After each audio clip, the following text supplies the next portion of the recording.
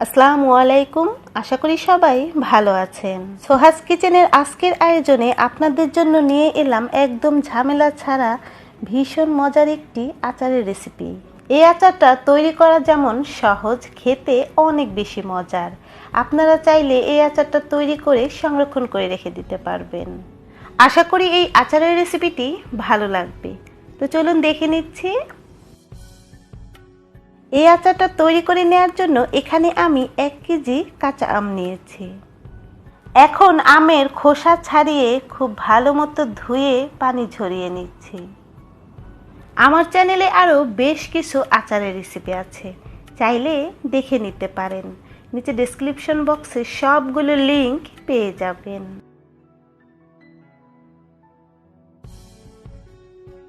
এখন এই আমগুলো একটি গ্রেটারের সাহায্যে ঝুরি করে নিচ্ছি। গ্রেটারের এই মোটা কাটার দিয়ে আমগুলো ঝুরি করে নিচ্ছি। আপনাদের হাতের কাছে যদি গ্রেটার না থাকে তাহলে আপনারা বটি অথবা নাইফের সাহায্যেও ঝুরি করে নিতে পারবেন।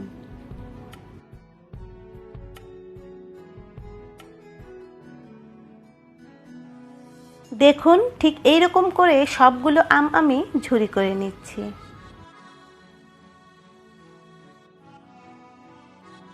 এখন কুচি করে নেওয়া আমগুলো একটি বোলে নিয়ে নিচ্ছি। দিয়ে দিচ্ছি 1 টেবিল চামচ লবণ। হাতের সাহায্যে খুব ভালো মতো মেখে 1 ঘন্টার জন্য রেখে দিচ্ছি।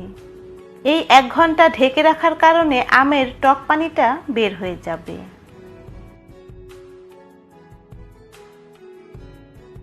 এখন আচারের মশলা তৈরি করে নিচ্ছি। এখানে 1 টেবিল চামচ সরিষা নিয়েছি। আর এই সরিষাগুলো আমি আগে থেকেই খুব ভালো মতো ধুয়ে শুকিয়ে নিয়েছি। আর 1 টেবিল চামচ 5 ফোড়ন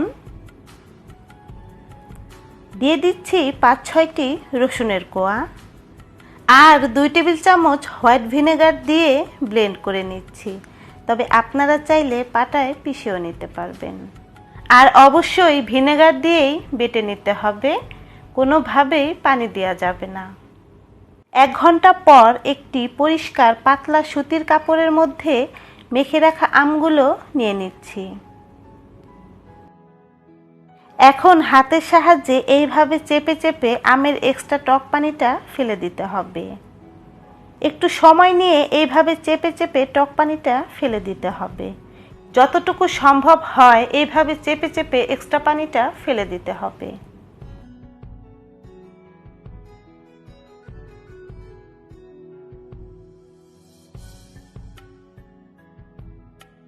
দেখুন কতটা পানি বের হয়েছে। এখন এই পানিটা ফেলে দিচ্ছি। এখন একটি মিক্সিং বোলে নিয়ে নিচ্ছি। এখন মশলা দিয়ে মিশিয়ে নেওয়ার পালা। প্রথমেই দিয়ে দিচ্ছি আমি যে আগে থেকে সরিষা, 5 ফোড়ন, রসুন এবং ভিনেগার দিয়ে ব্লেন্ড করে নিয়েছি। এখন ব্লেন্ড করে রাখা সবটুকু মশলা দিয়ে দিচ্ছি। আর দিয়ে দিচ্ছি 1/2 কাপ চিনি। দিয়ে দিচ্ছি 1 টেবিল চামচ চিলি ফ্লেক্স, তবে আপনারা চাইলে লাল মরিচের গুঁড়োটাও দিতে পারবেন। এখানে চিনি এবং মরিচের পরিমাণটা আপনারা আপনাদের স্বাদ মতো কমিয়ে বাড়িয়ে দিতে পারবেন। এই পর্যায়ে দিয়ে দিচ্ছি 1/2 কাপ সরিষার তেল। আর দিয়ে দিচ্ছি হোয়াইট ভিনেগার 2 টেবিল চামচ। আপনারা যদি সংরক্ষণ করে রেখে দিতে চান তাহলে এই পর্যায়ে অবশ্যই ভিনেগার দিতে হবে। এখন খুব ভালো মতো মিশিয়ে নিচ্ছি। আর এই পর্যায়ে কিন্তু হাত দিয়ে মেখে নেওয়া যাবে না, একটি চামচের সাহায্যে এইভাবে মিশিয়ে নিতে হবে। প্রিয় দর্শক, যারা এখনও চ্যানেলটি সাবস্ক্রাইব করেননি প্লিজ চ্যানেলটি সাবস্ক্রাইব করে পাশে থাকা বেল বাটনটি বাজিয়ে রাখবেন।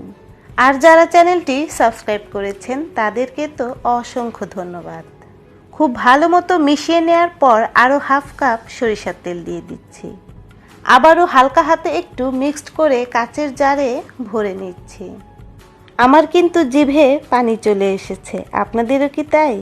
এই আচারটা খেতে যে কতটা মজার সেটা আমি আপনাদের বলে বোঝাতে পারবো না। আপনারা তৈরি করে খেয়ে দেখবেন। আর আপনারা যদি এই আচারটা বেশি দিন সংরক্ষণ করে রেখে দিতে চান তাহলে অবশ্যই কাচের জারে ভরে সরিষার তেলে ডুবিয়ে রেখে দিতে হবে। আর যদি রোদের ব্যবস্থা থাকে তাহলে মাঝে মাঝে একটু রোদে দিতে হবে। আর যদি রোদের ব্যবস্থা না থাকে সেক্ষেত্রে ফ্রিজে নরমাল কুশনে রেখে দিতে হবে। আর বছর জুড়েই ফ্রিজে নরমাল কুশনে রেখে খেতে পারবেন। প্রিয় দর্শক, আশা করি এই সহজ রেসিপিটি ভালো লেগেছে। সবাই খুব বেশি ভালো থাকবেন, নিরাপদে থাকবেন। আল্লাহ হাফেজ।